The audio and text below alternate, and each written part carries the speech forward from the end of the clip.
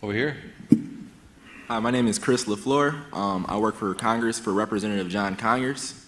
A couple days ago, I read about you talking about artificial intelligence and the dangers of it, and how as a businessman you are totally against regulation and stuff like that. But as a human being, you think it's critical that we get ahead of this issue. Yeah. Can you please elaborate on like why? What are you seeing that we don't get to see, and what, as a policymaker, I should be looking to do to sort of, I guess, protect us all? Sure. Well, I think it is difficult to appreciate just how far artificial intelligence has advanced and how far it is advancing, because we have a double exponential at work. We have an exponential increase in hardware capability, and we have an exponential increase in software talent that is going into AI.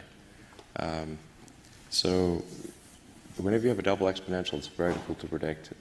People's predictions are almost always going to be too conservative in terms of thinking it'll be further out than it is. You start to see things like, I don't know if you've seen like the videos where you can sort of really quite accurately video simulate someone and put words in their mouth that they never spoke. You just Google this; it's really pretty amazing. And then they had something called a generative adversarial network. Had two of them compete with one another to make the most convincing video. So one would generate the video, and then the other one would identify where it looked fake, and then the other one would fix that, and then it'd go back and forth to the point where you couldn't tell which one was the real video, which one was the fake one.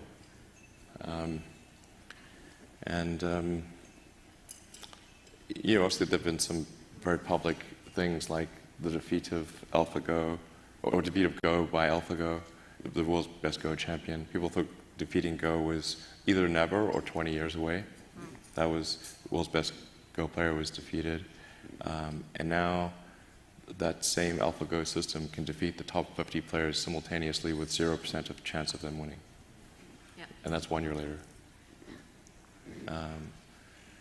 So the degrees of freedom to which artificial intelligence is able to apply itself are really increasing, I think, by 10 orders of magnitude a year. That's really crazy. So I think, and we're starting, and this is on hardware that is really not well suited for neural nets. Like a GPU is maybe an order of magnitude better than a CPU, but a chip that is designed optimally for neural nets is an order of magnitude better than a GPU. And there are a whole bunch of neural net optimized chips coming out either late this year or next year. So I think we should. I think the part of the role of government is to make sure the public is safe, like to take care of public safety issues.